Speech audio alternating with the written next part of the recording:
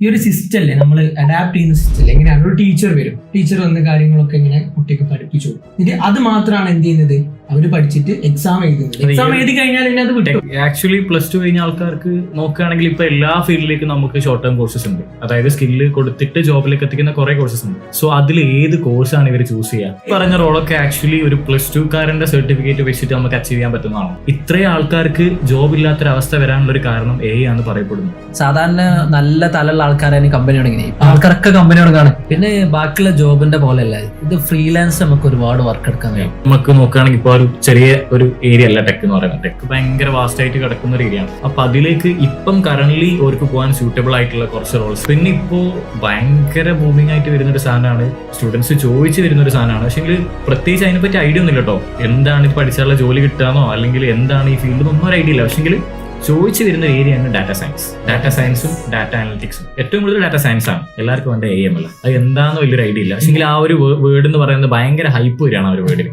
Exactly എന്താണ് AML, എന്താണ് അതിലുള്ള ജോബ്, എന്താണ് അതിൻ്റെ ഒരു ജോബ്? ഈ ഒരു സീസണിൽ ഞാൻ കണ്ടൊരു പ്രത്യേകത, അതായത് +2കാർ ഡിഗ്രിക്ക് പോകാണ്ട് ഡയറക്റ്റ് പല കോഴ്സസ് എടുത്തിട്ട് കരിയർ മുന്നോട്ടേക്ക് കൊണ്ടുവന്നു. ഇപ്പം നമ്മളിവിടെ നോക്കുകയാണെങ്കിൽ തന്നെ കുറെ ആൾക്കാർ ഇപ്പം കഴിഞ്ഞ പ്രാവശ്യം കൂടുതലുള്ളത് ഡിഗ്രിക്കാരായിരുന്നു നമ്മൾ കോഴ്സിലേക്ക് വന്നത്. പക്ഷെങ്കിൽ ഇപ്രാവശ്യം ഏറ്റവും കൂടുതലുള്ള +2കാരാണ്. സോ എങ്ങനെയാണ് ആ ഒരു ചിന്താഗതി മാറി വന്നത്? അതായത് +2 കഴിഞ്ഞാൽ ഡിഗ്രിക്ക് പോകണം എന്നുള്ളൊരു ചിന്താഗതി ഇപ്പം കംപ്ലീറ്റ്ലി മാറി കുറച്ചുകൂടി ഫോർവേഡായിട്ട് ചിന്തിക്കാൻ തുടങ്ങി +2കാർ. എങ്ങനെയാണ് ആ ഒരു മാറ്റം പെട്ടെന്ന് വരാൻ തുടങ്ങിയവർക്കൊക്കെ? പണ്ടത്തെ കാലത്തെ പോലെയല്ല. ഇപ്പം കൊറോണ കഴിഞ്ഞതിന്റെ ശേഷം, അതായത് ഇപ്പോൾ കുറെ ഹയറിങ്ങും കാര്യങ്ങളൊക്കെ നടന്ന് അതിനുശേഷം എല്ലാ കമ്പനിക്കും ഇപ്പൊ സ്കില്ല് മതി. ഡിഗ്രി കഴിഞ്ഞ ഒരാൾക്ക് മേ ബി ചിലപ്പോൾ സ്കില്ല് ഉണ്ടാവില്ല. എഡ്യൂക്കേഷനിൽ ചിലപ്പം നോളജ് ഉണ്ടാവും, ബട്ട് സ്കില്ലില്ലാത്ത ലേണിംഗ് ആണ് ഇപ്പോൾ സാധാ കോളേജിലൊക്കെ നടക്കുന്നത്.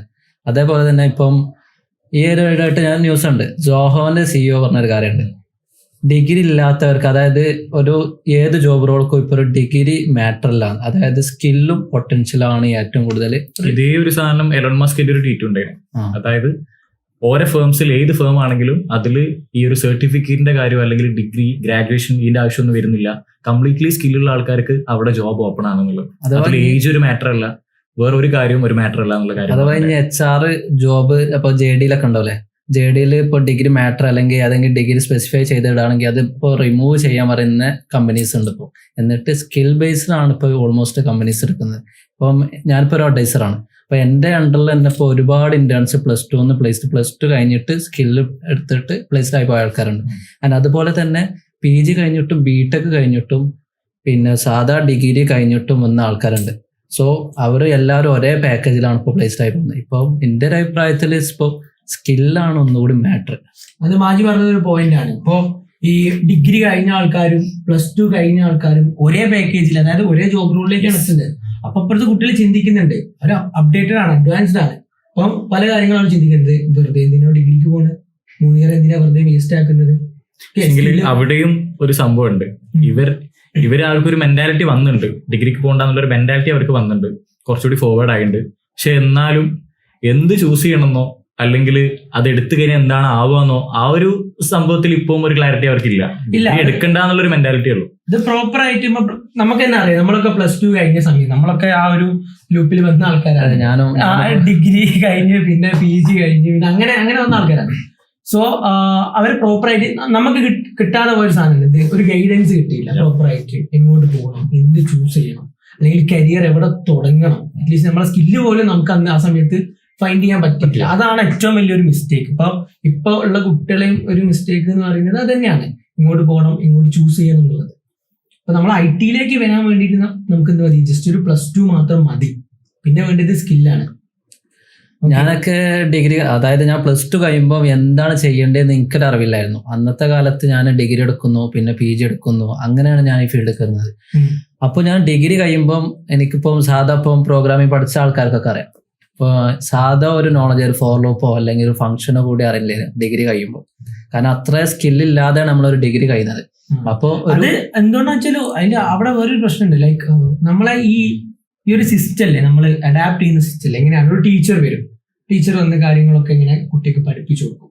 എന്നിട്ട് അത് മാത്രമാണ് എന്ത് ചെയ്യുന്നത്, അവര് പഠിച്ചിട്ട് എക്സാം എഴുതുന്നത്. എക്സാം എഴുതി കഴിഞ്ഞാൽ പിന്നെ അത് വിട്ടു. ടെക് ഇൻഡസ്ട്രിക്ക് ആ ഒരു പറഞ്ഞ സാധനം ഒരിക്കലും സ്യൂട്ട് ആവില്ല. ഒരു ഇൻഡസ്ട്രി ഫിറ്റ് ആയ രീതിയിലല്ല ആരും പഠിച്ചിറങ്ങുന്നത്. ആ സമയത്തൊക്കെ ഞാൻ ചിന്തിക്കുന്നത് പറഞ്ഞാൽ ഈ കോഡിംഗ് പറഞ്ഞാൽ നല്ല ടഫാണ്. ഡിഗ്രി വരുന്നൊരു മെന്റാലിറ്റി സംഭവമാണ്. ഡിഗ്രി കഴിഞ്ഞിട്ട് എനിക്ക് മനസ്സിലായിട്ടില്ല. PG കഴിയുമ്പോൾ ഏകദേശം എനിക്ക് കുറച്ച് കിട്ടിയിട്ടുള്ളൂ. അപ്പൊ ഞാൻ വിചാരിക്കുന്നത് ഭയങ്കര ടഫാണ്. ഇപ്പൊ തന്നെ നോക്കാം, ഒരു ബിടെക് കഴിഞ്ഞ ഒരു കുട്ടീനോട് ചോദിച്ചു കഴിഞ്ഞാൽ കോഡിംഗ് എങ്ങനെയുണ്ട് ചോദിച്ചു കഴിഞ്ഞാൽ അവര് ടഫാണ്, ചെയ്യാൻ പറ്റൂല. പക്ഷെ ഇത് പഠിച്ചു തുടങ്ങിയ ഇതിന്റെ ഒരു സിംപ്ലിസിറ്റി, അതായത് സെൽഫ് ലേണിംഗ് മെത്തേഡ് ഉണ്ട്. ഇത് ഒറ്റയ്ക്ക് ഇരുന്ന് ഇതിന്റെ ഒരു സിസ്റ്റമാറ്റിക് രീതിയിൽ ഇത് പഠിച്ചാൽ ഇത് സിമ്പിൾ ആണ്. ആക്ച്വലി +2 കഴിഞ്ഞ ആൾക്കാർക്ക് നോക്കുകയാണെങ്കിൽ ഇപ്പൊ എല്ലാ ഫീൽഡിലേക്കും നമുക്ക് ഷോർട്ട് ടേം കോഴ്സസ് ഉണ്ട്. അതായത് സ്കില്ല് കൊടുത്തിട്ട് ജോബിലേക്ക് എത്തിക്കുന്ന കുറെ കോഴ്സസ് ഉണ്ട്. സോ അതിൽ ഏത് കോഴ്സാണ് ഇവർ ചൂസ് ചെയ്യുക? അതിൽ കുറെ അതായത് കോഴ്സസിൽ അതായത് നമുക്ക് എന്താ പറയാ, നമ്മൾ ടെക്നിക്കലി ഒരു കാര്യം പഠിച്ചു കഴിഞ്ഞാല് ഗ്രോത്ത് ഇല്ലാത്ത പല കോഴ്സസും ഉണ്ട്. അതായത് നമ്മൾ ഒരു സ്കിൽ അച്ചീവ് ചെയ്ത് കഴിഞ്ഞാൽ കണ്ടിന്യൂസ്ലി അതിൽ തന്നെ വർക്ക് ചെയ്ത് അങ്ങനെ തന്നെ കരിയർ അവസാനിപ്പിക്കുന്ന ഒരുപാട് കോഴ്സസ് ഉണ്ട്. അങ്ങനത്തെ ഒരുപാട് സ്കിൽസ് ഉണ്ട്. അതുപോലെയാണ് അതാണ് ഷിബിൽ പറഞ്ഞത്, കുറച്ച് എന്താണ് കുറച്ച് ഒരുപാട് കോഴ്സസ് ഉണ്ട്, ഷോർട്ട് ടേം കോഴ്സസ് ഉണ്ട്.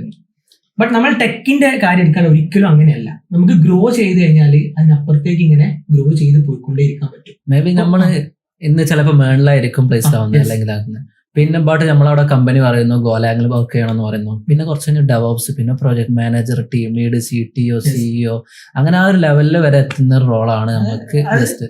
ഈ പറഞ്ഞ റോളൊക്കെ ആക്ച്വലി ഒരു +2കാരന്റെ സർട്ടിഫിക്കറ്റ് വെച്ചിട്ട് നമുക്ക് അച്ചീവ് ചെയ്യാൻ പറ്റുന്നതാണോ? അതെ, നമുക്ക് സ്കിൽ ബേസ്ഡ് ആണ് ഈ കാര്യങ്ങളൊക്കെ. അതായത് നമുക്ക് എത്രത്തോളം സ്കില്ലുണ്ട് അത്രത്തോളം നമുക്ക് വളരാൻ കഴിയും. സ്കില്ലും എക്സ്പീരിയൻസും. സ്കില്ല് എന്ന് പറയുന്നത് എന്താണ്, നമ്മൾ ഓരോരോ ഇയർ കഴിയുന്നതിനനുസരിച്ച് നമ്മൾ സ്കിൽ ഇങ്ങനെ കൂടിക്കൊടുക്കും. ആ സമയത്ത് തന്നെ നമ്മൾ എക്സ്പീരിയൻസും കൂടിക്കൊടുക്കും. ഇപ്പൊ അതുകൊണ്ട് നമ്മൾ ജോബ് റോൾസ് ഇങ്ങനെ ചേഞ്ച് ചെയ്ത് അങ്ങനെ കയറി പോകാൻ പറ്റും. പക്ഷെ അതിലൊരു ഡൗട്ട് എന്താണെന്ന് വെച്ച് കഴിഞ്ഞാല്, ഇപ്പൊ നമ്മൾ ടെക് ചൂസ് ചെയ്യാൻ നമ്മൾ ഓൾറെഡി പറഞ്ഞു, ഈ ബേൺ സ്റ്റാക്കും നമുക്ക് മാറി മാറി വർക്ക് ചെയ്യാന്നൊക്കെ പറഞ്ഞു. ബട്ട് നമ്മൾ ഈയിടെ ആയിട്ട് കണ്ടുവരുന്ന ഒരു സാധനമാണ്, ഇപ്പൊ മെറ്റേലായി കഴിഞ്ഞാലും അല്ലെങ്കിൽ ഇപ്പൊ ഞാൻ നേരത്തെ പറഞ്ഞ പോലെ എലോൺ മസ്ക് ആയി കഴിഞ്ഞാലും ഓരോ കമ്പനിയിൽ വർക്ക് ചെയ്യുന്ന ഏകദേശം 1000-2000 എംപ്ലോയീസിനെ, അതായത് ടെക്കിൽ വർക്ക് ചെയ്യുന്ന എംപ്ലോയീസിനെ ഈ AI വരുന്നുണ്ട് എന്ന് പറഞ്ഞിട്ട്, അതാണ് ഇപ്പം പുറത്തു വരുന്ന റൂമർ. ആക്ച്വലി AI ആണെന്നുള്ളത് നമുക്കറിയില്ല, it depends on them. So ആ ഒരു കേസിൽ ഇത്രയും ആൾക്കാർക്ക് ജോബ് ഇല്ലാത്തൊരവസ്ഥ വരാനുള്ള ഒരു കാരണം AI ആണെന്ന് പറയപ്പെടുന്നു. AI ചിലപ്പോൾ വന്നേക്കാം, ബട്ട് ഇപ്പൊ അങ്ങനെയല്ല. ഇപ്പൊ എന്ന് പറയുന്നത് അവർ കമ്പനീന്റെ ഓരോ സ്റ്റോക്കും കാര്യങ്ങളൊക്കെ റെഡിയാക്കാൻ വേണ്ടി കുറെ ലേ ഓഫും കാര്യങ്ങളൊക്കെ നടക്കുന്നത്. അതേപോലെ തന്നെ അവരെ ബാക്ക് കൂടെ ഹയറിംഗ് നടത്തുന്നുണ്ട്. അത് ബാക്കിയുള്ള ആൾക്കാരെ കാണുന്നില്ല. പിന്നെ വെച്ചാൽ ഈ AI എത്രത്തോളം അഡ്വാൻസ്ഡ് ആവുന്നു, അതിൽ എത്രത്തോളം പ്ലേസ്ഡ് ആവാൻ ചാൻസ് കൂടുന്നത് ഡെവലപ്പേഴ്സ് ആണ്, അല്ലേ? അതായത് ഇത് ബിൽഡ് ഇപ്പൊ പറയുമ്പോ AI അത്ര സിമ്പിൾ ആയതുകൊണ്ട് AI വന്നോണ്ട് ഇപ്പം സാധാരണ നല്ല തലുള്ള ആൾക്കാരാണ് കമ്പനി തുടങ്ങി. ഇപ്പൊ ആൾക്കാരൊക്കെ കമ്പനി തുടങ്ങാണ്. അപ്പൊ അത്രയോ ഓപ്പർച്യൂണിറ്റീസ്. AI ഉണ്ടാക്കിയത് പോലും ഹ്യൂമൻസ് ആണെന്നുള്ള ഒരു ചിന്താഗതി ഇവിടുത്തെ മനുഷ്യന്മാർക്ക് വരുന്നില്ല. വിചാരിക്കുന്നത് മറ്റൊരു AI ആണ്.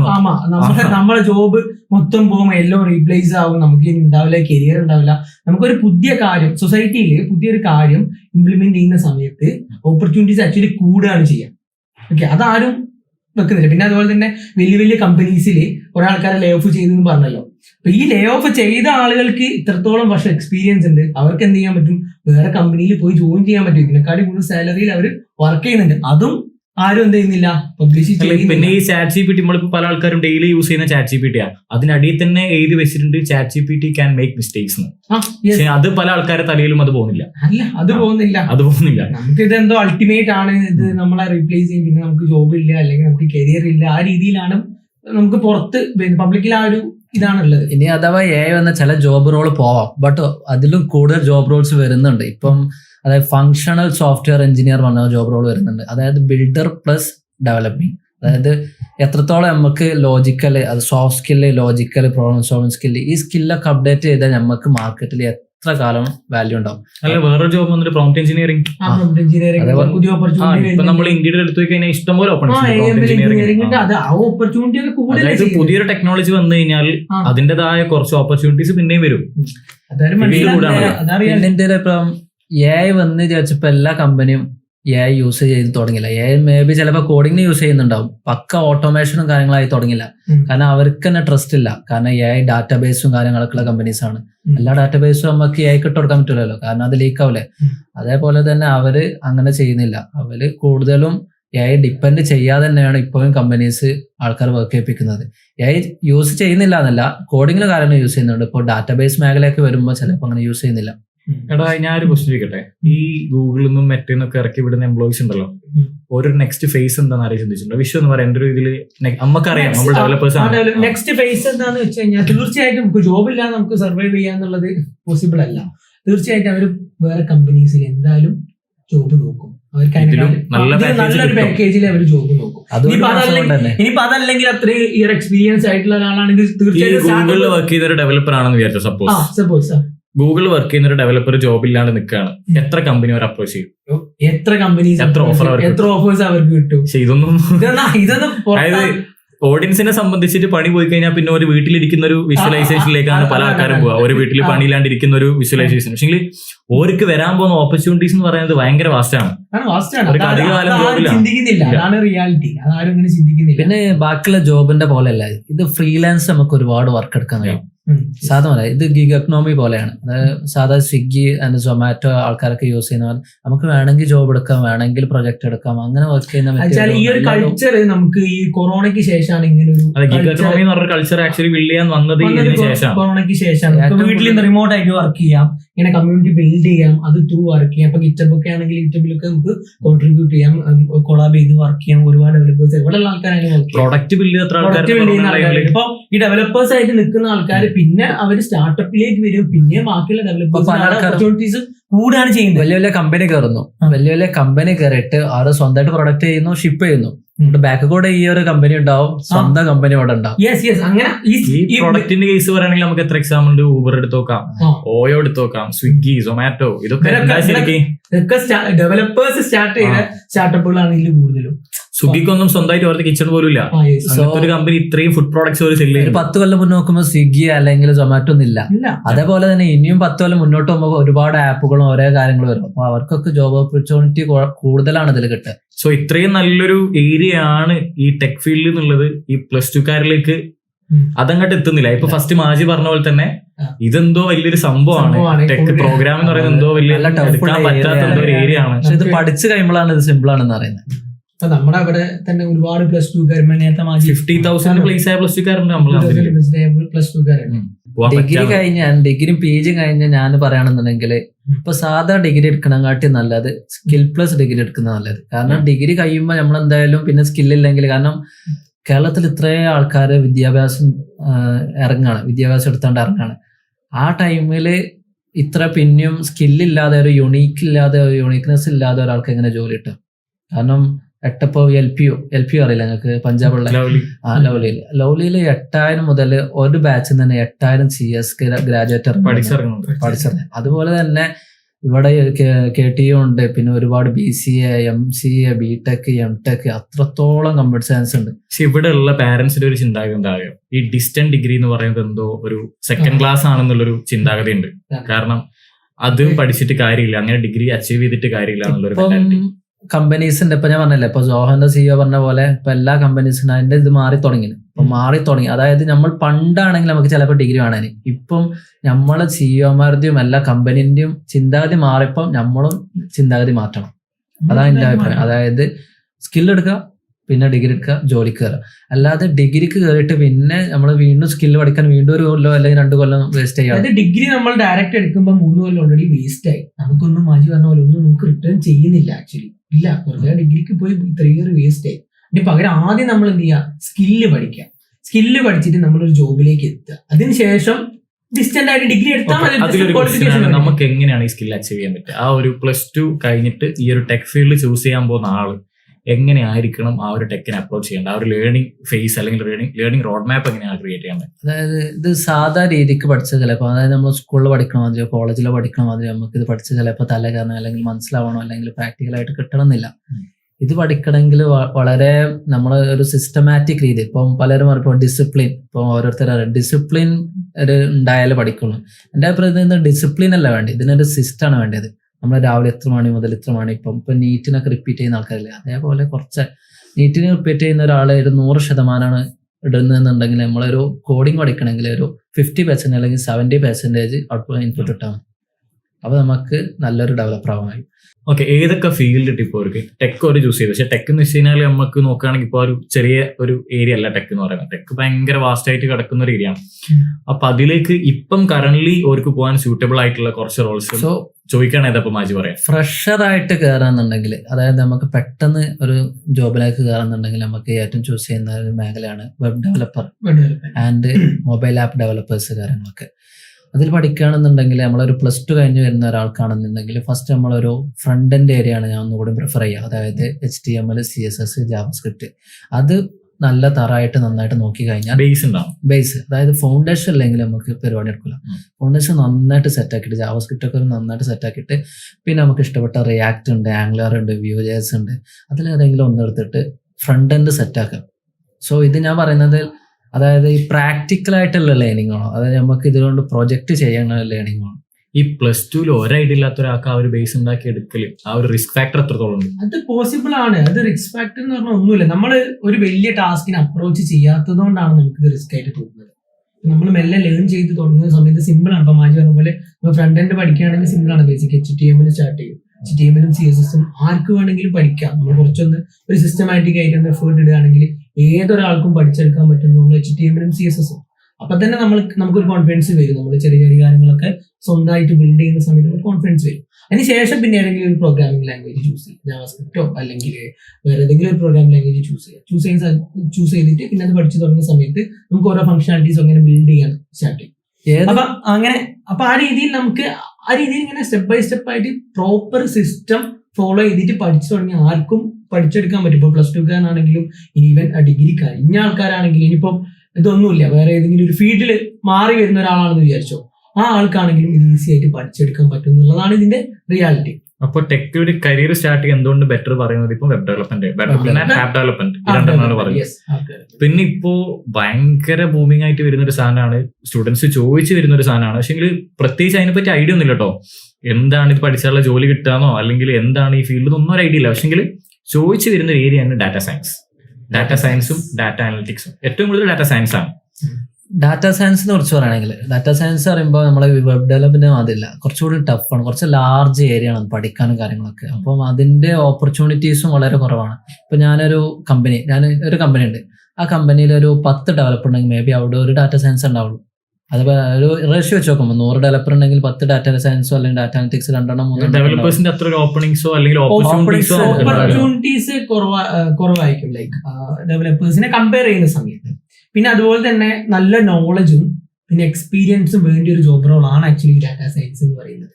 നമ്മൾ പെട്ടെന്ന് ഞാൻ ഒരിക്കലും ഒരു +2 ഒരിക്കലും ഡാറ്റാ സയൻസ് ഡയറക്ട് എൻട്രി എന്ന് പറയുന്നത് ഏറ്റവും ബെറ്റർ ഡെവലപ്മെന്റ് തന്നെയാണ്. ഒന്നെങ്കിൽ വെബ് ഡെവലപ്മെന്റോ അല്ലെങ്കിൽ ആപ്പ് ഡെവലപ്മെന്റോ. ചോദിക്കുകയാണെങ്കിലോ അത് പറ്റുമോ എന്നുള്ള ക്വസ്റ്റ്യൻ ചോദിക്കുകയാണെങ്കിൽ ഞാൻ നേരത്തെ പറഞ്ഞ പോലെ നമ്മൾക്കൊരു ഫൗണ്ടേഷൻ നമ്മളെ കോഴ്സിൽ സ്ട്രക്ചറിൽ അത് പ്രോപ്പർ ആയിട്ട് കൊടുക്കുന്നുണ്ട്. ഫസ്റ്റ് മന്ത് ഒരു ഫൗണ്ടേഷൻ കൊടുക്കുന്നുണ്ട്.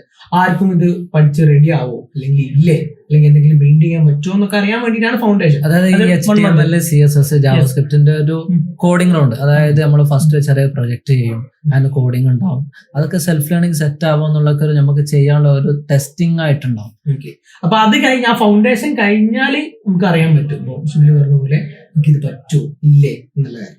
അത് കൺഫേം ചെയ്തിട്ട് ഏതെങ്കിലും ഒരു സ്റ്റാക്ക് എടുത്തിട്ട് ഈ ഒരു ഡാറ്റാ സയൻസിൽ എത്തിപ്പെടാനുള്ള റീസൺ എന്താ അറിയോ? ഇവർക്ക് പ്രോഗ്രാമിംഗ് പറ്റില്ല, അധികം മെനക്കെടാനും പറ്റില്ല. പിന്നെ പിന്നെ ഉള്ളത് നല്ലോണം പാക്കേജ് കിട്ടുന്ന ഡാറ്റാ സയൻസ് ആണ്. അങ്ങനെ വരുന്ന ആൾക്കാരുണ്ട്. അങ്ങനെ വരുന്ന ആൾക്കാരെ വെച്ച് കഴിഞ്ഞാൽ ഈ ട്രാപ്പ് ആവുന്നത് ഞാൻ പറയുള്ളൂ. ഡാറ്റാ സയൻസ് അത്രയും പഠിക്കാൻ എനിക്ക് തോന്നുന്നു ഡെവലപ്മെന്റിനേക്കാളും കൂടുതൽ ലോജിക്കൽ സാധനങ്ങൾ വേണ്ടത് മേ ബി ഡാറ്റാ സയൻസിൽ. ഡാറ്റാ സയൻസിൽ എന്നൊക്കെ പറയുമ്പോൾ മാത്തമാറ്റിക്കൽ ആൻഡ് സ്റ്റാറ്റിക് ഒരുപാട് പഠിക്കാനാണ്. അതായത് മേ ബി മെട്രിക്സ്, പ്രോബബിലിറ്റി ഫ്രഷറായി കയറി കഴിഞ്ഞാൽ പിന്നെ കൂടുതൽ നമുക്ക് AML ഒക്കെ ചിലപ്പോൾ ചാടേണ്ടി വരും. അപ്പൊ നമുക്ക് ഒരുപാട് കാര്യങ്ങൾ പഠിക്കാനുണ്ട്. Hacking base even programming language പഠിക്കാനില്ലേ? പൈത്തൺ പഠിക്കുന്നവരുണ്ട്, R പഠിക്കുന്നവരുണ്ട്, എല്ലാ ലാംഗ്വേജ് ഉണ്ട്. അപ്പൊ ടെസ്റ്റിങ്ങിന്റെ കേസ് പറയുകയാണെങ്കിൽ നമ്മള് മാജി പറഞ്ഞ പോലെ ഈ TCSലൊക്കെ ഫ്രഷർ ആയിട്ട് കയറുന്ന ടെസ്റ്ററാണ്. അപ്പൊ ടെസ്റ്റർ വെച്ചാൽ നമുക്കൊരു ലിമിറ്റ് വരെ ഗ്രോ ചെയ്യാൻ പറ്റുള്ളൂ. അതായത് ടെസ്റ്ററിന്റെ കേസിൽ നമുക്ക് ഗ്രോ ചെയ്യുന്നതിന് ഒരു ലിമിറ്റ് അതെ, നമുക്ക് വാങ്ങുന്ന പാക്കേജിനും പാക്കേജിനും കിട്ടുന്ന എന്താ പറയുക കിട്ടുന്ന പൊസിഷൻ വാങ്ങുന്നതിനൊക്കെ ഒരു limit ഉണ്ട്. പെട്ടെന്ന് ഒരു കമ്പനി ജോയിൻ ചെയ്യണമെങ്കിൽ നമുക്ക് ടെസ്റ്ററായി കയറാൻ കഴിയും. കേറാം. അതിന് കൂടുതൽ കോഡിങ് അല്ലെങ്കിൽ ഡെവലപ്പിംഗ് ഒന്നും അറിയേണ്ടിയല്ല. ബട്ട് ടെസ്റ്ററായി വരുമ്പോൾ പിന്നെ നമുക്ക് ഗ്രോ സ്റ്റേജ് പറയുമ്പോൾ വളരെ കുറവാണ്. പക്ഷെ ഇന്റെ ഒരു ഇത് പറയുകയാണെങ്കിലേ ആ. ഡെവലപ്മെന്റ് പഠിച്ച ഒരാൾക്ക് അധികം മെനക്കെടില്ലാണ്ട് സിമ്പിൾ ആയിട്ട് ടെസ്റ്റർ ആകാൻ പറ്റും. ടെസ്റ്റിംഗ് ചെയ്യുന്ന ആൾക്കാർ നമ്മൾ ഡെവലപ്പർ എന്ന് പറയുന്നത് ഒരു ടെസ്റ്ററാണ്. അതാണ്. അതായത് ഈ CI/CD കംപ്ലീറ്റ് കാര്യങ്ങൾ ഒരു പഠിക്കുന്നുണ്ട്. ഞാൻ പറയുന്നത് ഡെവലപ്പറിനെ സംബന്ധിച്ചിട്ടൊക്കെ പഠിക്കുന്നുണ്ടല്ലോ. നമ്മൾ ഡെവലപ്മെന്റ് ഫേസിൽ തന്നെ ടെസ്റ്റിംഗ് ചെയ്യുന്ന യൂണിറ്റ് ഒക്കെ നമ്മൾ ചെയ്യുന്നുണ്ട്. അല്ല, ഈ എല്ലാ കമ്പനീസിലും ടെസ്റ്റർ റോളില്ല. പല കമ്പനീസിലും ടെസ്റ്റിംഗ് ഫേസ് വരെ ചെയ്യുന്ന ഡെവലപ്പേഴ്സ് തന്നെയാണ്. ആക്ച്വലി ടെസ്റ്റിംഗ് എന്ന് പറഞ്ഞ റോള് വരാനുള്ള കാരണം, അതായത് ഇപ്പൊ ഞാനൊരു പ്രോഡക്റ്റ് ഞാൻ ബിൽഡ് ചെയ്തു. ഈ ബിൽഡ് ചെയ്ത് എനിക്ക് മേ ബി ഞാൻ ഉണ്ടാക്കിയെടുത്ത ഫോൾട്ട് എനിക്ക് തന്നെ ഫൈൻഡ് ഔട്ട് ചെയ്യാൻ പറ്റില്ല. അത് നമ്മൾ വിചാരിക്കും ആ ഏരിയ പെർഫെക്റ്റ് ആണെന്ന് വിചാരിക്കും. ഒരു ടെസ്റ്ററിന്റെ കേസിൽ ആളെ സംബന്ധിച്ചിട്ട് അത് ചെക്ക് ചെയ്യാന്നുള്ളതാണ്. ആള് ചെയ്തല്ലോ. അപ്പം എവറി ന്യൂക്ക് ആൻഡ് കോർണർ അവർ ചെക്ക് ചെയ്യും. സോ അങ്ങനെ ഒരു സംഭവം വന്നതിന് ശേഷമാണ് ഈ ടെസ്റ്റിംഗ് എന്ന് പറഞ്ഞ ഫേസ് വന്നതും പിന്നെ അതിൽ മാനുവൽ വന്നതും ഈവൻ ഓട്ടോമേറ്റഡ് വന്നതും. ഇപ്പം പല ടൂൾസ്, ഇപ്പം സെലീനിയം എന്ന് പറഞ്ഞ ടൂള് വേൾഡ് വൈഡ് ആയിട്ട് എല്ലാവരും യൂസ് ചെയ്യുന്ന ഒരു സാധനമാണ്. അപ്പം അതിലിപ്പോ നോക്കുകയാണെങ്കിൽ കൂടുതലും ഈ ഓട്ടോമേറ്റഡിലേക്ക് വരികയാണെങ്കിൽ കോഡിങ്ങിന്റെ ആവശ്യം നമുക്കൊന്ന് കുറച്ചേ വരുന്നുള്ളൂ. വലിയ പക്ഷെങ്കിൽ വിഷയം പറഞ്ഞ പോലെ തന്നെ അതിൽ നമുക്ക് കയറി പോകുന്നതിന് ഒരു ലിമിറ്റ് ഉണ്ട് മേലോട്ട്. ഒരു നമുക്ക് ഗ്രോത്ത് എന്ന് പറഞ്ഞാല് ഒരു സ്റ്റേജ് കഴിയുന്ന സമയത്ത് അവിടെ നിൽക്കും. സാലറി ആണെങ്കിലും പൊസിഷൻ ആണെങ്കിലും അവിടെ നിൽക്കും. അതിന് പകരം ഈ ടെസ്റ്റിങ്ങിന് സ്വിച്ച് ചെയ്യുന്ന ഒരുപാട് ആൾക്കാരുണ്ട്, ഡെവലപ്മെന്റിലേക്ക് സ്വിച്ച് ചെയ്യുന്ന ആൾക്കാരുണ്ട് കരിയർ ഗ്രോ ചെയ്യാൻ വേണ്ടിയിട്ട്. അപ്പോൾ അതൊരു നല്ലൊരു ഓപ്പർച്യൂണിറ്റി ആണ്. ഇപ്പോൾ ടെസ്റ്റിംഗ് ഓൾറെഡി അറിയുന്ന ആളാണെങ്കിൽ കുറച്ചെങ്കിലും ടെക്നിക്കൽ നോളജും കാര്യങ്ങളൊക്കെ ഉണ്ടാവും. അപ്പൊ ആൾക്ക് പെട്ടെന്ന് എന്ത് ചെയ്യാൻ പറ്റും, ഈ ഡെവലപ്മെന്റിലേക്ക് കയറിയിട്ട് കരിയർ ഗ്രോ ചെയ്ത് അങ്ങനെ അതിനനുസരിച്ച് പിന്നെ ഡെവോപ്സ്, പിന്നെ സിസ്റ്റം ഡിസൈനിങ്, അങ്ങനെ വലിയ വലിയ കരിയറിലേക്ക് എത്താൻ പറ്റും.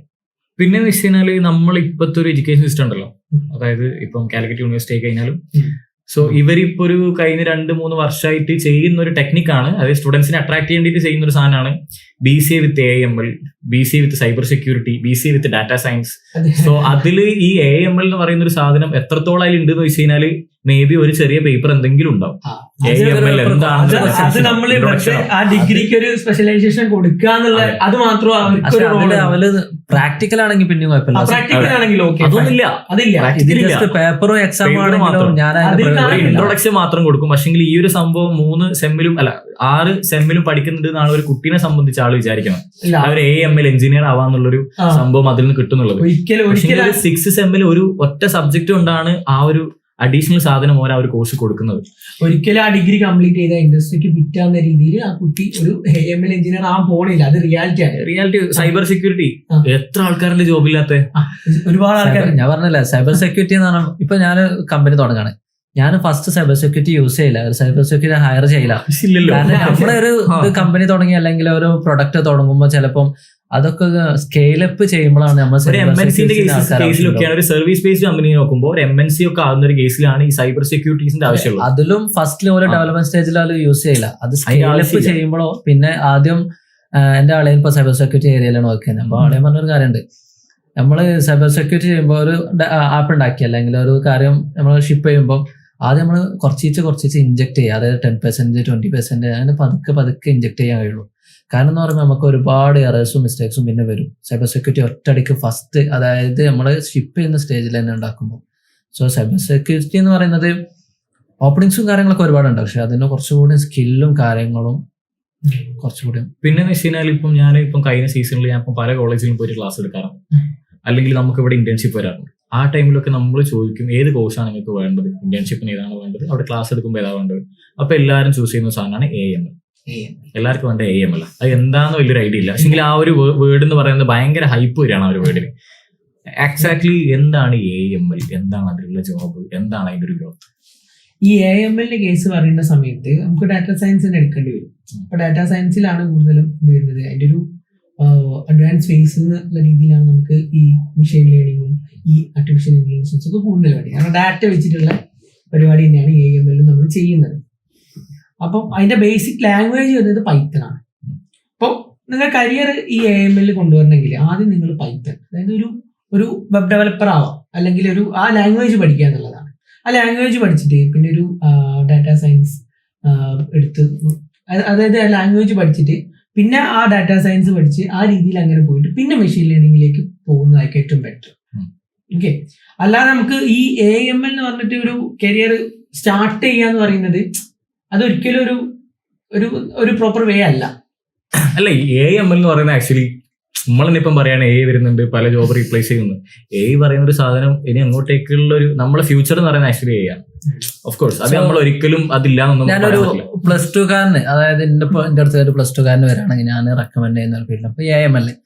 അതിലേക്ക് എങ്ങനെ എത്താന്നുള്ള റോഡ് മാപ്പ് പറഞ്ഞു കൊടുക്കുകയാണെങ്കിൽ ഇപ്പം പൈത്തൺ ഫ്രണ്ട് എൻഡ്, ഇപ്പം സാധാ AML അല്ലെങ്കിൽ ഡാറ്റ AI എഞ്ചിനീയർ എന്ന റോളൊക്കെ ആണ്. ആ റോൾക്ക് ഇപ്പൊ സാധാ ഡാറ്റ സയൻസോ അല്ലെങ്കിൽ മാത്രം പോരാ, ഡെവലപ്പിംഗ് അറിയുന്ന ആൾക്കാരാണ് ഹയർ ചെയ്യുന്നത്. സോ ഞാൻ AI എഞ്ചിനീയർക്ക് മേ ബി ഫ്രഷറായി കയറാൻ കുറച്ച് ബുദ്ധിമുട്ടായിരിക്കും. ഇപ്പം ലാസ്റ്റ് ഈ വീക്കിൽ നമ്മളെ കമ്പനിയിൽ നിന്ന് ഒരാൾ പ്ലേസ്ഡ് ആയിട്ടുണ്ട്. പൈത്തൺ ആയിരുന്നു പഠിച്ചത്, AI എഞ്ചിനീയർ റോൾക്കാണ്. സോ ഞാൻ പ്രിഫർ ചെയ്യാൻ പറയുകയാണെങ്കിൽ ഒരു +2 കഴിഞ്ഞ ഒരാൾക്ക് ഫസ്റ്റ് ഫ്രണ്ട് എൻഡ് ഇപ്പോൾ റിയാക്ട് ഒക്കെ എടുത്ത് അല്ലെങ്കിൽ പൈത്തൺ ഒക്കെ എടുത്തിട്ട് കമ്പനി കയറാം. എന്നിട്ട് അവിടുന്ന് എക്സ്പീരിയൻസും കാര്യങ്ങളൊക്കെ ഉണ്ടാക്കി താഴെ AI എഞ്ചിനീയർ അല്ലെങ്കിൽ കരിയർ സ്വിച്ച് ഇല്ലേ, അത് നമ്മൾ ഈ AML ചൂസ് ചെയ്താൽ ബെറ്റർ ആയിരിക്കും. നമുക്ക് ഡെവലപ്മെന്റിൽ അത്രയും നോളജ് വേണം, പൈത്തൺ നമുക്ക് അത്രയും നോളജ് വേണം. അങ്ങനെയാണെങ്കിലും നമുക്ക് എന്ത് ചെയ്യാൻ പറ്റുള്ളൂ, ഈ MLഉം കാര്യങ്ങളൊക്കെ പ്രോപ്പർ ആയിട്ട് ചെയ്യാൻ പറ്റും. അല്ലെങ്കിൽ നമുക്ക് ആ ഒരു ഇതിലേക്ക് കയറുന്നു, പിന്നെ പ്രഷർ ആവുന്നു, അതാവുന്നു, സ്ട്രെസ് വരുന്നു, എന്താ ചെയ്യുന്നത്, എന്താ നടക്കണേന്ന് അറിയില്ല. ഇപ്പൊ നമ്മള് കമ്പനിയിൽ റിവ്യൂവർ ഉണ്ട്. ആ റിവ്യൂവർ ഇപ്പം data science and data analytics ഏരിയയിലാണ് വർക്ക് ചെയ്യുന്നത്. പണ്ട് ആ ആള് പ്ലേസിലാവുന്നത് പൈത്തൺ ഡെവലപ്പർ ആയിട്ടാണ്. എന്നിട്ട് ഇപ്പൊ അങ്ങോട്ട് ഗ്രോത്ത് ചെയ്ത് 2-3 കൊല്ലൊക്കെ ഒരു കമ്പനി വർക്ക് ചെയ്ത് പിന്നെ ഡാറ്റ സയൻസിലേക്കായിരുന്നു വർക്ക് ചെയ്തത്. അപ്പം ഒരു വർക്ക് കൊടുത്തപ്പോൾ, ഒരു പ്രൊജക്ട് കൊടുത്തപ്പം അയാളെ കമ്പനി, അതായത് ആ റിവ്യൂവറെ കമ്പനിയിൽ നിന്ന് കുറെ ആൾക്കാർ റിസൈൻ ചെയ്തു ഡാറ്റ സയൻസിൽ നിന്ന്. പിന്നെ ഇയാൾക്ക് നല്ല സുഖം, അതായത് ഈ റിവ്യൂവറിന് നല്ല സുഖത്തിൽ ആ വർക്കൊക്കെ ചെയ്യാൻ കഴിയുന്നു. അപ്പം റിവ്യൂവർ പറഞ്ഞൊരു കാര്യമുണ്ട്, അവർ ഡാറ്റ സയൻസ് മാത്രം പഠിച്ച ആൾക്കാരായിരുന്നു, ഞാൻ പൈത്തൺ ഡെവലപ്പറും പ്ലസ് ഡാറ്റ സയൻസ് ആണ്, അതുകൊണ്ട് എനിക്ക് അതൊക്കെ അത്ര പെട്ടെന്ന് ചെയ്യാൻ കഴിഞ്ഞു, കാര്യങ്ങൾ മനസ്സിലായത്.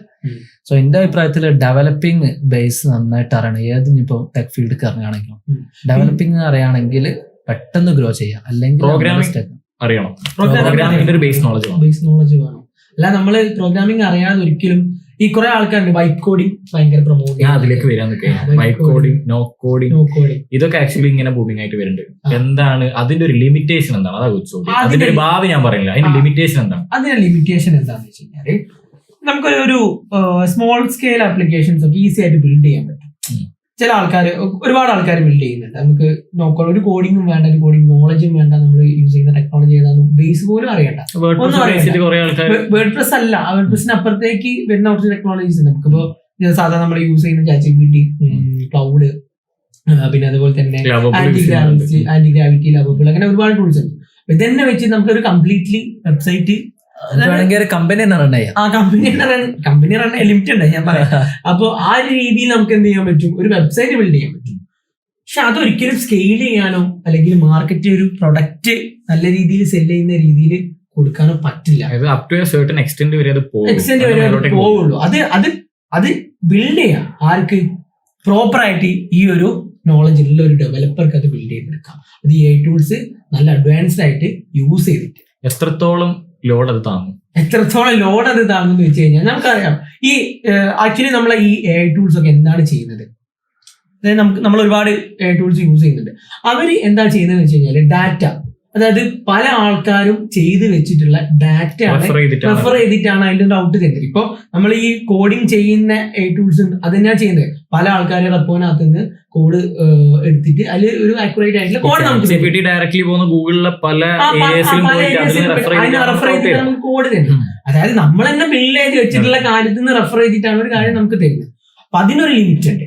അത് നിന്ന് കഴിഞ്ഞാൽ ഇതൊക്കെ ബിൽഡ് ചെയ്ത് ആരാണ്? ശിവൽ ആദ്യം പറഞ്ഞൊരു പോയിന്റ്, ഹ്യൂമൻസ് ആണ് ബിൽഡ് ചെയ്ത്, അല്ലാണ്ട് വേറൊരു AI ടൂൾ വന്നിട്ടല്ല ഈ ഒരു AI ടൂൾ ബിൽഡ് ചെയ്യുന്നത്. സോ അതിന് അതിൻ്റെതായ ലിമിറ്റ് ഉണ്ട്. നമുക്കൊരു പുതിയ ലോജിക്കോ അല്ലെങ്കിൽ ഒരു പുതിയ ഒരു ഫീച്ചറോ ഇംപ്ലിമെന്റ് ചെയ്യുന്നത് അത് ഹ്യൂമൻസ് തന്നെ വേണം. നമ്മളെ ലോജിക് എന്ന് പറയുന്നത് ഹ്യൂമൻ ബ്രെയിൻസ് ആണ്. അതാണ് ഹ്യൂമൻ ബ്രെയിൻസ് ആണ്. അപ്പൊ അതിന് നല്ല നോളജ് ഉള്ള ഡെവലപ്പേഴ്സ് തന്നെ എപ്പോഴും വേണം. അത് മാർക്കറ്റിന് വേണം. AI വന്നാലും ഹ്യൂമൻസിന് വേണം ഏത് ഫീൽഡ്. അതായത് ഇപ്പൊ AI കൺട്രോൾ ചെയ്യണമെങ്കിലും അതായത് ഡെവലപ്പിംഗ് അറിയുന്ന ഹ്യൂമൻസിന് വേണം. അല്ലാതെ വൈറ്റ് കോഡിങ് അറിയുന്ന ഹ്യൂമൻസിന് എടുത്തിട്ട് കമ്പനിക്ക് നഷ്ടമാണ്. ഈ no coding is I would say that എനിക്കിപ്പോ ഒരു ഫ്രഷ് ആയിട്ട് ഒരു കമ്പനി സ്റ്റാർട്ട് ചെയ്യണം. സോ ആ ഒരു ടൈമിൽ നമുക്ക് ഇനീഷ്യൽ ഫേസ് എന്ന് പറയുന്നത് എല്ലാവരും ചിന്തിക്കുക ഒരു വെബ്സൈറ്റ് വേണം എന്നുള്ളതാണ്. കാരണം ട്രസ്റ്റ് ബിൽഡ് ചെയ്യാൻ നമുക്ക് വെബ്സൈറ്റ് വേണം. ആ ഒരു ട്രസ്റ്റ് ബിൽഡ് ചെയ്യാൻ വേണ്ടിയിട്ട് മാത്രം നമുക്ക് എന്ത് ചെയ്യാം, നോ കോഡ് വെച്ചിട്ട് ഒരു വെബ്സൈറ്റ് ചെയ്യാം. പക്ഷെ നീ പ്രൊഡക്റ്റ് ഒക്കെ മാർക്കറ്റ് ചെയ്യുന്നുണ്ടെങ്കിൽ അതിനൊരു സീനിയർ ഡെവലപ്പർ ഒക്കെ വെച്ചിട്ട് അതിലിപ്പോ ഒരു 100 കസ്റ്റമർ വന്നു കഴിഞ്ഞാൽ എങ്ങനെ ഹാൻഡിൽ ചെയ്യുന്ന വെച്ച് കഴിഞ്ഞാൽ ഒരു ഡാറ്റാസ് ഒക്കെ സ്റ്റോർ ചെയ്യുന്ന ഒരു ഇതാണെങ്കിൽ ഞാൻ ഒരിക്കലും ഈ നോ കോഡ് എന്ന് പറയുന്നത് ഞാൻ ഒരിക്കലും സജസ്റ്റ് ചെയ്യും. ലിമിറ്റ് ഉണ്ട്, നമുക്ക് പറ്റില്ല. കാരണം സ്കെയിലപ്പ് ചെയ്യുമ്പോൾ ഒരുപാട് ആൾക്കാരെ നമ്മൾ ഇതാക്കുമ്പോൾ താങ്ങൂല. പോട്ടെ, ഈവൻ നമ്മളിപ്പം പല പ്രോഗ്രാമിംഗ് തന്നെ നമ്മളിപ്പോ ബിൽഡ് ചെയ്യും. ഇപ്പൊ മേൺ സ്റ്റാക്കും ഗോലാങ് വെച്ച് നോക്കുകയാണെങ്കിൽ അതിൽ തന്നെ ഡിഫറൻസ് ഉണ്ട്. കാരണം ഗോലാങ് താങ്ങുന്ന പോലത്തെ ലെവലിൽ മേൺ സ്റ്റാക്കിൽ ബിൽഡ് ചെയ്ത പ്രോഡക്റ്റും ഒരിക്കലും താങ്ങില്ല.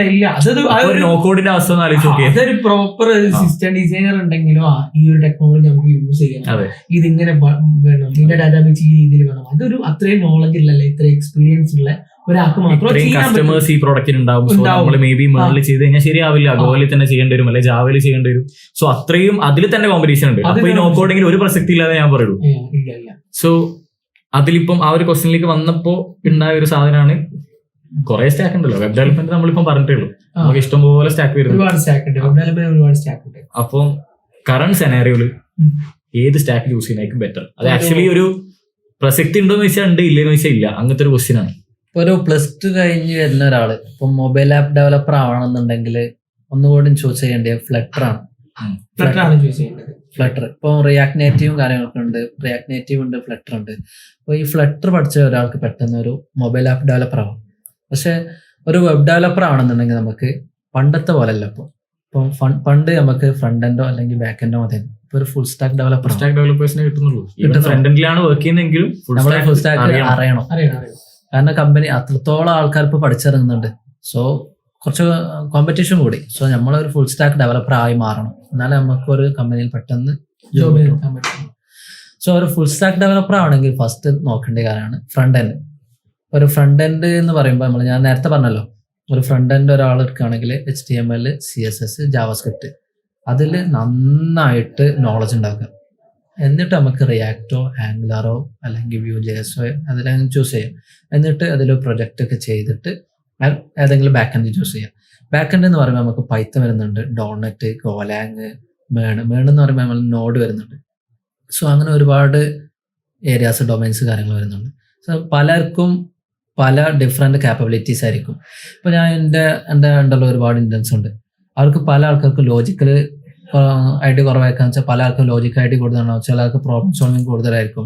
എല്ലാവരും കാലിബർ ഡിഫറെൻ്റ് ആണ്. സോ +2 കഴിഞ്ഞ് വരുന്ന ഒരാളുടെ കാലിബർ നമുക്ക് ഒരിക്കലും ഡിഫൈൻ ചെയ്യാൻ കഴിയില്ല.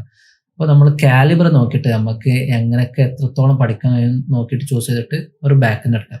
പല ആൾക്കും പൈത്തൺ കഴിയാം, ചിലർക്ക് പൈത്തൺ കഴിയില്ല. പൈത്തൺ കഴിയില്ലെങ്കിൽ അവൻ ചിലപ്പോൾ നോഡ്. കാലിബർ എന്ന് പറയുമ്പോൾ അത് ഡിഫിക്കൽട്ടിയിലാണ് വരുന്നത് അല്ലെങ്കിൽ കോണ്ടന്റിന്റെ ഡെപ്ത് ആണോ? ഡിഫിക്കൽട്ടിയിലല്ല, കോണ്ടന്റിന്റെ ഡെപ്ത് അല്ല. ഞാൻ എന്റെ ഒരു മൈൻഡിൽ ഞാൻ വിചാരിക്കുന്നത് പഠിക്കാനുള്ള കോണ്ടന്റ്സ് ആണ്.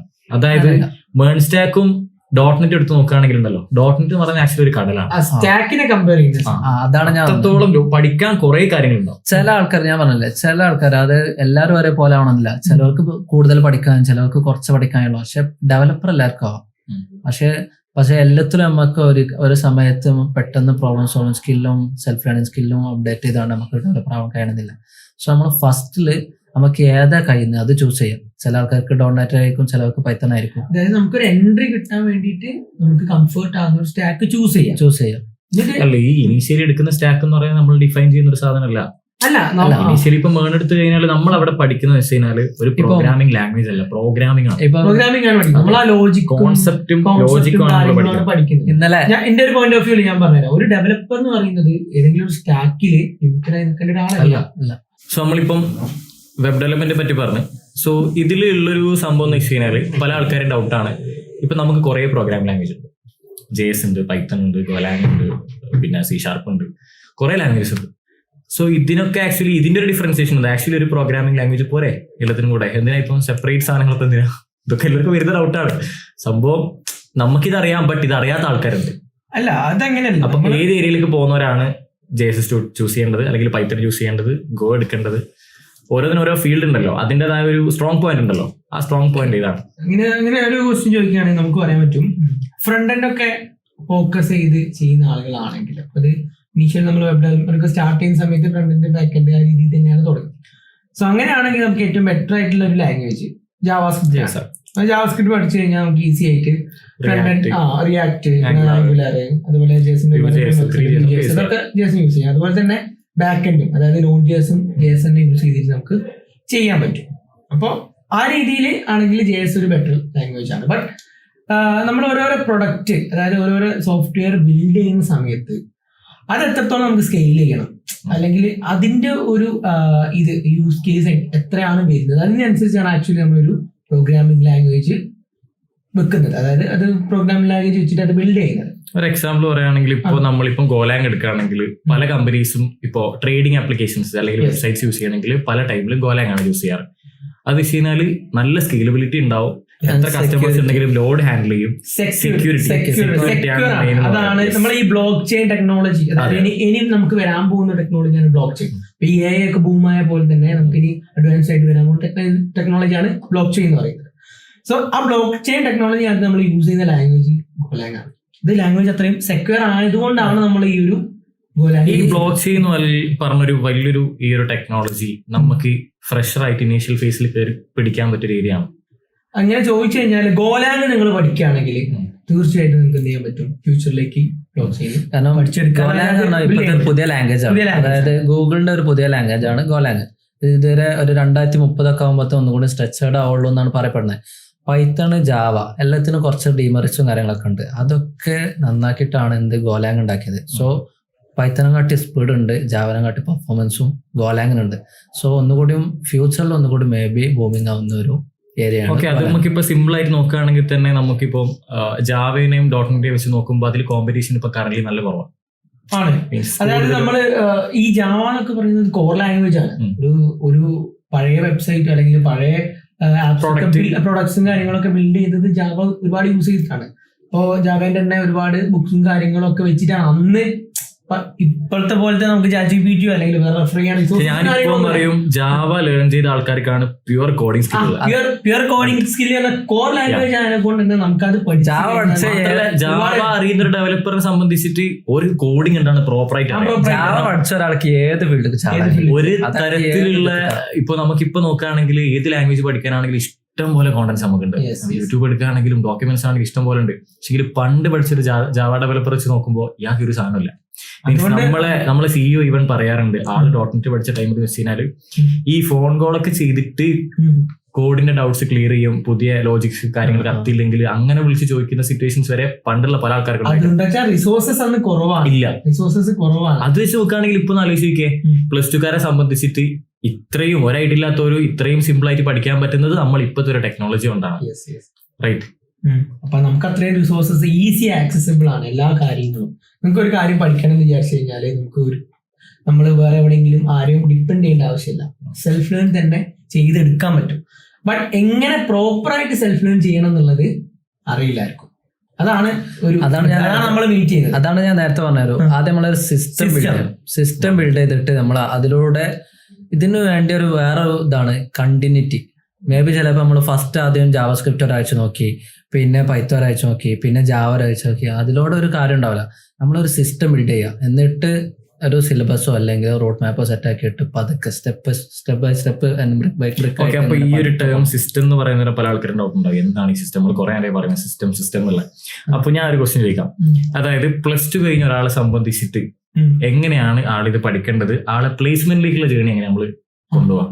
എങ്ങനെയാണ് ഇത് പഠിച്ച ഒരാൾ പ്ലേസ്മെന്റിലേക്ക് എത്തുക? അത് ഞാൻ നേരത്തെ പറഞ്ഞ പോലെ ആദ്യം ഒരു +2 കഴിഞ്ഞ ഒരാൾ ഫസ്റ്റ് ഫ്രണ്ട് എൻഡ്, ഇപ്പോൾ വെബ് ഡെവലപ്മെന്റ് ആണെങ്കിൽ ഫ്രണ്ട് എൻഡ് നോക്കാം, എന്നിട്ട് അതിലൊരു പ്രൊജക്റ്റും കാര്യങ്ങളൊക്കെ ചെയ്ത്, ആൻഡ് പിന്നെ ബാക്ക് എൻഡിൽ ഒരു പ്രൊജക്റ്റും കാര്യങ്ങൾ, ഇത് രണ്ടും കൂട്ടിയിട്ട് പ്രൊജക്റ്റ് ചെയ്യും. അതൊക്കെ ചെയ്ത് കഴിഞ്ഞിട്ട് നമ്മൾ പിന്നെ പ്ലേസ്മെന്റിലേക്ക് നോക്കുക. അതായത് പ്രൊജക്റ്റ് ആൻഡ് സ്കില്ല് ഉണ്ടെങ്കിലാണ് നമുക്ക് ഒന്നുകൂടി പ്ലേസ്മെന്റിലേക്ക് ഒന്നുകൂടി നന്നാവും. അത് മീൻസ് നമുക്ക് എക്സ്പീരിയൻസ് ആണ്. ഇപ്പൊ പ്രൊജക്ട്സ് ചെയ്യാന്ന് പറയുന്നത് നമ്മൾ ഇത്രയും കാലം സ്കൂളൊക്കെ പഠിച്ചെന്താ ജസ്റ്റ് തിയററ്റിക്കൽ ആയിട്ടുള്ള നോളജ് ആണ്. അപ്പൊ അത് വെച്ചിട്ട് ഒരു കമ്പനി അല്ലെങ്കിൽ ഒരു ഇൻഡസ്ട്രി ഫിറ്റായിട്ട് രീതിയിൽ നമുക്ക് പുറത്തിറങ്ങാൻ പറ്റില്ല. അത് നമ്മളിങ്ങനെ ഈ real world project live project ചെയ്യുന്നതിലൂടെ അത് മീറ്റ് ചെയ്യാൻ പറ്റും. അതിനുശേഷം പിന്നെ ഒരു ഇന്റർവ്യൂ ക്രാക്ക് ചെയ്യണമെങ്കിൽ നമുക്ക് ജസ്റ്റ് ഈ ഒരു ടെക്നിക്കൽ നോളജ് മാത്രം പോരാ. ഒരു ഇന്റർവ്യൂ ക്രാക്ക് ചെയ്യാന്ന് പറഞ്ഞാൽ ടെക്നിക്കൽ നോളജ് മാത്രം പോരാ. അതിനപ്പുറത്തേക്ക് നമുക്ക് സോഫ്റ്റ് സ്കില്ല് എന്ന് പറഞ്ഞൊരു ഏരിയയും കൂടി ഉണ്ട്. ലൈക്ക് ഒരു ഇന്റർവ്യൂ പ്രിപ്പയർ ചെയ്യുന്ന സമയത്ത് അല്ലെങ്കിൽ ഇന്റർവ്യൂ അറ്റൻഡ് ചെയ്യുന്ന സമയത്ത് നമുക്ക് പ്രോപ്പറായിട്ട് കാര്യങ്ങൾ കമ്മ്യൂണിക്കേറ്റ് ചെയ്യാം. ഇത്രയും ടെക്നോളജി അല്ലെ ഇത്രയും നോളജ് എനിക്കുണ്ട്, അത് വേറൊരാൾക്ക് പറഞ്ഞ് മനസ്സിലാക്കി കൊടുക്കാൻ പറ്റണം. അങ്ങനെ പറ്റിക്കഴിഞ്ഞാൽ മാത്രം ആ ഇന്റർവ്യൂ ക്രാക്ക് ചെയ്യാൻ പറ്റുള്ളൂ. അതിന് നമുക്ക് നല്ല കമ്മ്യൂണിക്കേഷൻ സ്കില്ല് വേണം, സ്കില്ല് വേണം. നമ്മൾ ആക്റ്റീവായിട്ട് അത് പ്രസന്റ് ചെയ്ത് കാണിച്ചു കൊടുക്കും. വേണ്ട ഒരു വേറെ സ്കില്ലാണ് കോൺഫിഡൻസ്. ചിലപ്പം നമുക്ക് നല്ല സ്കില്ല് ഉണ്ടാവും, ബട്ട് ഇത് എങ്ങനെയാണ് നമുക്ക് ഒരു ഇന്റർവ്യൂർ അടുത്ത് പറയാൻ കഴിയുക, അല്ലെങ്കിൽ എങ്ങനെയാണ് കൺവിൻസ് ചെയ്യാൻ കഴിയുക നമുക്ക് അറിയണ്ടാവില്ല. ആ ഒരു സ്കില്ല് അല്ലെങ്കിൽ പല ആൾക്കാർക്കും ഞാൻ കണ്ട ഒരു വിഷയമാണ്, ആ സ്കില്ലില്ലാഞ്ഞിട്ട് നല്ല സ്കില്ലുള്ള ആൾക്കാർ ചെറിയ LP പ്ലേസ്ഡ് ആയി പോകുന്നത്. അതെ, ടെക്നിക്കൽ സ്കില്ല് നല്ല സ്കില്ല് ഉണ്ടാവും, ബട്ട് മീഡിയം പ്രോപ്പർ. സോ നമ്മള് അത് ഭയങ്കര ഒരു പ്രശ്നമാണ്. മറ്റുള്ള ചില ഇന്റേൺസ് ഞാൻ കണ്ടിട്ടുണ്ട്, ചെറിയ സ്കിൽ ഉണ്ടാവുള്ളൂ, ബട്ട് ഈ ഒരു കമ്മ്യൂണിക്കേഷൻ കോൺഫിഡൻസ് വെച്ചാണ് നല്ല പ്ലേസ് ആയി പോകുന്നത്. ലൈക്ക് അവരുടെ സ്കില്ല് അവർക്ക് പ്രോപ്പർ ആയിട്ട് കൺവേ ചെയ്യാൻ പറ്റി. അതുകൊണ്ടാണ് അവർക്ക് അത്രയും അല്ല അവർക്കുള്ളൊരു ഗുണം എന്ന് വെച്ച് കഴിഞ്ഞാൽ അവിടെയും ഒരു ഗുണം ചെയ്യുന്ന റൈറ്റ്. പ്രോപ്പർ ആയിട്ടൊരു അക്കാഡമിക്കൽ നോളജ് ഇല്ലെങ്കിലും ആ ഒരു സോഫ്റ്റ് സ്കിൽ വെച്ചിട്ട് ആള് പ്ലേസ്മെന്റിലേക്ക് എത്തും. എന്നിട്ട് AI വെച്ചിട്ട് സിമ്പിൾ ആയിട്ട് കരിയർ വർക്ക് ചെയ്തോളൂ. അപ്പൊ നിങ്ങൾ ഒരു കരിയറിലേക്ക് എത്തിക്കഴിഞ്ഞാൽ അവരുടെ ടൂൾസ് യൂസ് ചെയ്യാൻ പറ്റും, സിമ്പിൾ ആയിട്ട് യൂസ് ചെയ്യാൻ പറ്റും. ഞാൻ പറയുന്നത് ഇപ്പം ഒരു +2 കഴിഞ്ഞ ഒരാൾക്ക് ഹാർഡ് സ്കില്ല് മാത്രമല്ല ഇമ്പോർട്ടൻസ് കൊടുക്കേണ്ടി വരും. അപ്പോൾ ഹാർഡ് സ്കില്ല് എത്രക്കാണെങ്കിൽ ഈ ലെവലിൽ നമ്മൾ സോഫ്റ്റ് സ്കിൽ ഇമ്പോർട്ടൻസ് കൊടുക്കണം, എന്നാലും ഒരാൾക്ക് ഇപ്പം പ്ലേസ്ഡ് ആവാൻ കഴിയുള്ളൂ. പണ്ടത്തെ പോലെയല്ല, ഞാൻ പറഞ്ഞില്ലേ, ഒരു ബിൽഡർ മൈൻഡ് സെറ്റ് അല്ലെങ്കിൽ ഒരു functional software engineer mind set വേണം, അല്ലെങ്കിൽ ഇപ്പോൾ പ്ലേസ്ഡ് ആവാൻ കുറച്ച് ബുദ്ധിമുട്ടാണ്. സോ ആ ഒരു സിസ്റ്റമാണ് നമ്മളിപ്പോൾ ഫോളോ ചെയ്ത് പോകുന്നത്. സോ നമ്മളിപ്പോൾ കുറച്ച് മുന്നേ പറഞ്ഞു, നമ്മളെ ഒരു പ്ലേസ്മെന്റിലേക്ക് എത്തിക്കുന്ന ഏറ്റവും വലിയൊരു ഫാക്ടറാണ്, പിന്നെ പഠിക്കുന്നതിലും ഏറ്റവും വലിയൊരു ഫാക്ടറാണ് പ്രോജക്റ്റ്. എല്ലാ ടൈപ്പ് പ്രോജക്ട്സിനും കറന്റ് അക്സെപ്റ്റൻസ് ഉണ്ടോ? എല്ലാ ടൈപ്പ് പ്രോജക്ട്സിനും കറന്റ് അക്സെപ്റ്റൻസ് ഉണ്ടോ ചോദിച്ചു കഴിഞ്ഞാൽ അതിലും കുറച്ച് ഡിഫറൻസ് ഉണ്ട്. ലൈക്ക് നമുക്കൊരു പ്രൊഡക്റ്റ് അല്ലെങ്കിൽ എന്തെങ്കിലും ഒരു കാര്യം മാർക്കറ്റിന് ഡിമാൻഡ് ആയിരിക്കും, അപ്പോൾ അങ്ങനെയുള്ള പ്രൊജക്റ്റ് മാത്രം നിലനിന്ന് പോവുള്ളൂ. അല്ല, ഞാൻ സംസാരിക്കുന്ന പ്രൊഡക്റ്റ് എന്നുള്ള കേസല്ല, ഒരു ഫ്രഷറിന് ഒരു ജോബിലേക്ക് കയറാൻ ഒരു കമ്പനിക്ക് നമ്മൾ ചെയ്യുന്ന പ്രൊജക്ട്, നമ്മൾ ആ ഒരു പ്രോജക്റ്റ് വെച്ചിട്ട് വേണം നമ്മളെ ഒരു പണ്ടത്തെ കാലത്തൊക്കെ പറഞ്ഞാൽ ഈ ടു ഡു ലിസ്റ്റ് ചെറിയ ചെറിയ പ്രൊജക്ട് ഒക്കെ മതി. ഇപ്പൊ ടു ഡു ലിസ്റ്റ് പോലെ ഇ-കൊമേഴ്സ്. ഇപ്പൊ അതല്ല, ഇപ്പത്തെ അവസ്ഥ കുറച്ചുകൂടി റിയൽ വേൾഡ് പ്രൊജക്ട്, അല്ലെങ്കിൽ നമുക്കിപ്പം പെട്ടെന്ന് എല്ലാവരും ചിന്തിക്കുന്ന അല്ലെങ്കിൽ പ്രോബ്ലം സോൾവിങ് സ്കില്ല്, അതായത് പെട്ടെന്ന് എല്ലാവർക്കും ഇത് ക്യാച്ച് ചെയ്യാൻ പറ്റിയത് പ്രൊജക്ട്, അങ്ങനത്തെ പ്രൊജക്ട് ഒക്കെ ചെയ്യുമ്പോഴാണ് ഒന്ന് കൂടി സെക്കൻഡ്സിൽ വരെ ഡാറ്റാസ് വരുന്ന വെബ്സൈറ്റ് ചെയ്ത് കഴിഞ്ഞാൽ ഇപ്പം യൂസ്ഫുൾ എന്ന് പറയും. ഇപ്പൊ പല സ്റ്റുഡൻസ് നമ്മൾ ചെയ്യാറുള്ളത് ഈ പറഞ്ഞ തന്നെ ട്രേഡിംഗ് പ്ലാറ്റ്ഫോംസ് കുറെ ആൾക്കാർ ചെയ്യാറുണ്ട്. എവറി മൈന്യൂട്ട് സെക്കൻഡ്സിൽ നമുക്ക് പുതിയ ഡാറ്റാസ് വരികയാണ്. സോ അതുപോലത്തെ വലിയ ലാർജ് സ്കെയിൽ സാധനങ്ങൾ വരെ ഒരു സിമ്പിൾ പ്രൊജക്ട് ആയിട്ട് ഒരു കമ്പനിയിൽ കയറാൻ വേണ്ടി ഇപ്പോഴത്തെ ഒരു ജനറേഷൻ നമ്മൾ ഈ ഒരു പ്രൊജക്ട് എന്റെ പ്രൊജക്ട് വെച്ചിട്ടാണ് നമ്മൾ മാർക്കറ്റ് ചെയ്യുന്നത്, നമ്മളെ മാർക്കറ്റ് ചെയ്തിട്ട് പ്ലേസ്ഡ് ആവുന്നത്. അപ്പോൾ അത് ഭയങ്കര യുണീക്ക് ആയിരിക്കണം. പിന്നെ ഇതുപോലെ മാർക്കറ്റിന് അത്രയും ഡിമാൻഡ്, അതായത് ഏതെങ്കിലും ഒരു പ്രോബ്ലം സോൾവ് ചെയ്തിട്ടുള്ള ഒരു അടിപൊളി പ്രൊജക്ട് ആയിരിക്കണം. നമ്മള് കാലിക്കറ്റിൽ ഒരു ഇന്ത്യൻ്റെ ഒരു സ്റ്റോറി ഉണ്ട്. അതായത് ഒരു ഗോലാങ് ചൂസ് ചെയ്തത്. ഗോലാങ് ചൂസ് ചെയ്ത ടൈമിലാണെങ്കിലും ആൾക്ക് ഉള്ളത് BC ആണ്. പക്ഷെങ്കിൽ എന്താ പറയാ, ബേസ് ഉണ്ട് വരുമ്പോൾ HTML CSS കാര്യങ്ങളൊക്കെ അറിയാം. അപ്പം ആള് സ്റ്റാർട്ട് ചെയ്ത ടൈമിൽ ഇവൻ ഏറ്റവും കൂടുതൽ ഒരു ബേസ് ക്രിയേറ്റ് ചെയ്തെന്ന് വെച്ച് കഴിഞ്ഞാൽ ഇവൻ പഠിപ്പിച്ചു കൊടുത്തിട്ടാണ്. ഓന്റെ ബേസിൽ എല്ലാവർക്കും പഠിപ്പിച്ചു കൊടുക്കും. അപ്പൊ ഓൾറെഡി ബേസ് ഉള്ള ഒരാളെ ബേസ് എന്ന് പറയുന്നത് പക്ക തറവാണ് അവിടെ. നമ്മൾ പിന്നെയും അതിൽ എക്സ്പീരിയൻസ് ആകുമ്പോൾ ആ ഒരു ബേസ് പിന്നെയും തറവാകും.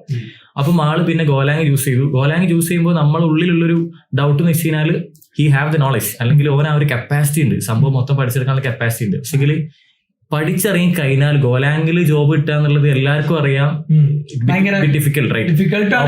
ഓപ്പണിങ്സ് നല്ല കുറവാണ്. പക്ഷെങ്കിൽ ആളെന്ത് ചെയ്തു എന്ന് വെച്ച് കഴിഞ്ഞാൽ ആൾക്ക് വേണ്ട ഒരു ഏരിയ, അതായത് ഗോവ എടുക്കാനുള്ള കാരണം അത്രയും സ്കെയിലബിൾ ആണ്. എത്ര വലിയ ഡാറ്റാസ് ഉണ്ടെങ്കിലും ഹാൻഡിൽ ചെയ്യാനുള്ള ഒരു സാധനം മനസ്സിലാക്കിയിട്ടാണ് ഓൻ സാധനം എടുക്കുന്നത്.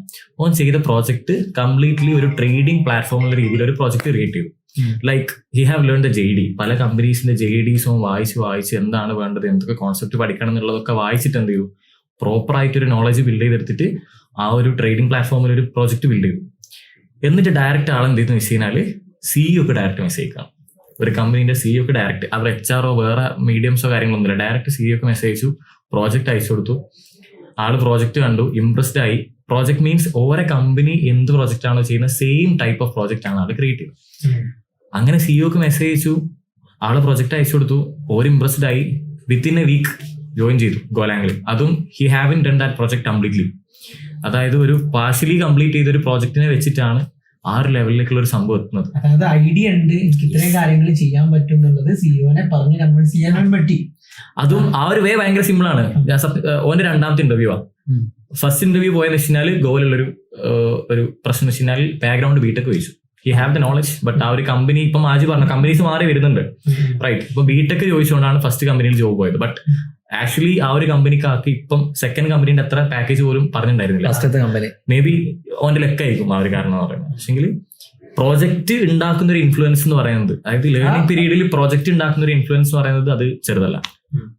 അത് പ്രൂവ് ചെയ്തിട്ടുള്ള ഒരു എക്സാമ്പിൾ ആണ് നമ്മൾ ആ ഒരു ഇന്ത്യൻ സ്റ്റോറി എന്ന് പറയുന്നത്. അങ്ങനെ പ്രോജക്റ്റിന്റെ ഇൻഫ്ലുവൻസ് പറയുന്നത് വലുതാണ്, റൈറ്റ്? പിന്നെ കൺക്ലൂഡ്.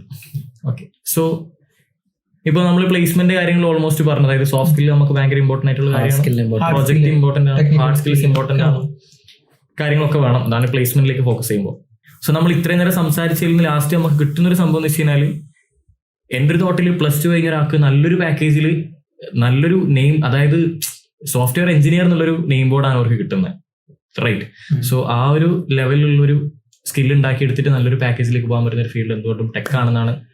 ഇപ്പം ഞാൻ നേരത്തെ പറഞ്ഞ പോലെ ഇപ്പം എല്ലാ കമ്പനീസും മാറി ചിന്തിച്ചു തുടങ്ങി. അതായത് ഇപ്പം സ്കില്ല് മതി ആൻഡ് പൊട്ടൻഷ്യൽ മതി ഒരു കമ്പനിക്ക് കയറാൻ. അപ്പം ഈ ഒരു കാലഘട്ടത്തിൽ ഇനിയും ഫ്യൂച്ചർക്ക് പോകുമ്പം സ്കില്ലിലാണ് കാര്യം, പൊട്ടൻഷ്യലിലാണ് കാര്യം. സോ മേ ബി ഡിഗ്രി ഉണ്ടാവുന്നവർക്ക് കുറച്ചുകൂടി ഓപ്പർച്യൂണിറ്റി അല്ലെങ്കിൽ പ്രൊമോഷൻസും കാര്യങ്ങളും.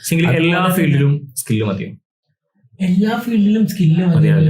എല്ലാ ഫീൽഡിലും, അതായത് മെഡിക്കൽ ഫീൽഡ് എടുത്ത് നോക്കുകയാണെങ്കിൽ അവിടെ സ്കില്ല് ഉണ്ടായിട്ട് കാര്യമില്ല. മേ ബി ചില സ്ഥലത്ത് കുഴപ്പമില്ല. അതായത് ടെക് ഫീൽഡിൽ നമുക്ക് സ്കില്ലിൽ നമുക്ക് കവർ ചെയ്യാം. അത് ഞാൻ പറഞ്ഞത് +2 കഴിഞ്ഞ ഒരാൾക്ക് എന്തുകൊണ്ടും ഡയറക്റ്റ് പെട്ടെന്ന് ഒരു ജോബിലേക്ക് എത്താൻ പറ്റുന്ന ഒരു സംഭവം. ഇപ്പൊ നമ്മൾ നല്ലൊരു പാക്കേജ് എന്നൊക്കെ പറയുമ്പോൾ നമ്മൾ വിചാരിക്കാവുന്ന സോഫ്റ്റ്വെയർ ഡെവലപ്മെന്റ് ഓഫ് കോഴ്സ് നമുക്ക് വരും. പിന്നെയുള്ള ഏരിയ ആണ് കോമേഴ്സ് ഫീൽഡിലേക്ക് വരുമ്പോൾ CA, ACCA, CMA എന്ന് പറയുന്ന കോഴ്സൊക്കെ സർട്ടിഫിക്കറ്റ് ഇല്ലാണ്ടൊന്നും ആകാൻ പറ്റില്ല. സ്കിൽ ഉണ്ടായിട്ട് അവിടെ കാര്യമില്ല. പിന്നെ വരുന്നതാണ് മെഡിക്കൽ ഫീൽഡ്. ഈ 3 ഫീൽഡ് വെച്ച് നോക്കുമ്പോൾ സ്കിൽ ഉണ്ടെങ്കിൽ നമുക്ക് ഒരിക്കലും ജോബ് കിട്ടില്ല. ടെക്കിൽ മാത്രമാണ് അവിടെ ജോബ്. ഇപ്പൊ ഞാൻ ഇന്നിപ്പോ റെഡിറ്റില് ഞാനൊരു പോസ്റ്റ് വായിച്ചു. ഒരു കുട്ടി ഒരു 12-ാം വയസ്സിൽ കോഡിങ് സ്റ്റാർട്ട് ചെയ്തതാണ്. ഇപ്പൊ 17 വയസ്സായിട്ടുള്ളൂ. നന്നായിട്ട് ഇപ്പോഴേ 17-ാം വയസ്സിൽ തന്നെ ചെയ്യാൻ തുടങ്ങി. ഫ്രീലാൻസും കാര്യങ്ങളൊക്കെ വർക്ക് ചെയ്തിട്ട്. അതാണ് $1 മില്യൺ കമ്പനീസിൽ എത്ര കുട്ടികളുണ്ട്? ചെറിയ വയസ്സുള്ള ഒരുപാട് കുട്ടികളുണ്ട്. നമുക്ക് ഒരുപാട് സോ നമുക്ക് ഈ ഒരു സ്കില്ല് ഉണ്ടാക്കിയെടുത്താൽ മതി. ഈ സ്കില്ല് ഉണ്ടെങ്കിൽ നമുക്ക് ഒരു ജോബ് കിട്ടണമെങ്കിൽ ഒരു റിസ്ക് ഇല്ല. അതിപ്പം ഡിഗ്രി വേണം അല്ലെങ്കിൽ ബിടെക് വേണമെന്ന് ഒരു ഇമ്പോർട്ടൻസ് ഇല്ല. ഇനി ഈവൻ നമുക്കിപ്പോ ഒരു ഓപ്പർച്യൂണിറ്റി കിട്ടാണ്, +2 കഴിഞ്ഞ് നമ്മൾ സ്കില്ല് ബിൽഡ് ചെയ്തിട്ട് പ്ലേസ്ഡ് ആയി. ഈ പ്ലേസ്ഡ് ആയി കഴിഞ്ഞിട്ട് വേണമെങ്കിൽ ഡിഗ്രി ഡിസ്റ്റന്റ് ആയിട്ട് എടുക്കാം. ഡിഗ്രി ഉള്ള ആളാണെങ്കിൽ PG എടുക്കാം. ഡിഗ്രി ഉള്ള ആൾക്കാരാണ് PG എടുക്കാം. അല്ലെങ്കിൽ അപ്പുറത്തേക്ക് നമ്മുടെ എഡ്യൂക്കേഷൻ വേണമെങ്കിൽ കൂട്ടി പോകും. അതൊന്നും പ്രശ്നമൊന്നുമില്ല. ബട്ട് ഏറ്റവും ഇമ്പോർട്ടന്റ് നമുക്കൊരു കരിയർ സ്റ്റാർട്ട് ചെയ്യണമെങ്കിൽ ഈ IT സ്റ്റാർട്ട് ചെയ്ത് കഴിഞ്ഞാൽ +2 കഴിഞ്ഞ ആൾക്കാർക്ക് സ്കില്ല് ഉണ്ടാക്കാൻ പറ്റും, ഈസി ആയിട്ട് പ്ലേസ്ഡ് ആവും. ഇപ്പം IITs വരെ ഇപ്പം ഓൺലൈൻ ഡിഗ്രീസ് ഒരുപാട് കൊടുത്തു. പണ്ട് IIT മദ്രാസ് മാത്രമായിരുന്നു. ഇപ്പൊ ഏകദേശം IITs ഇപ്പം ഓൺലൈൻ ഡിഗ്രീസ്. കാരണം ഡിഗ്രി പ്ലസ് സ്കില്ലാണ് ഇപ്പൊ എല്ലാവർക്കും വേണ്ടത്. അപ്പോൾ ആൾക്കാർ സ്കില്ല് ഇടുന്നത് കൂടെ തന്നെ ഈ IIT ഡിഗ്രീസ് എടുക്കുന്നു, കമ്പനി കയറുന്നു, വലിയ വലിയ MNC കയറുന്നു, ഗൂഗിളില് മൈക്രോസോഫ്റ്റിലൊക്കെ കയറുന്നു.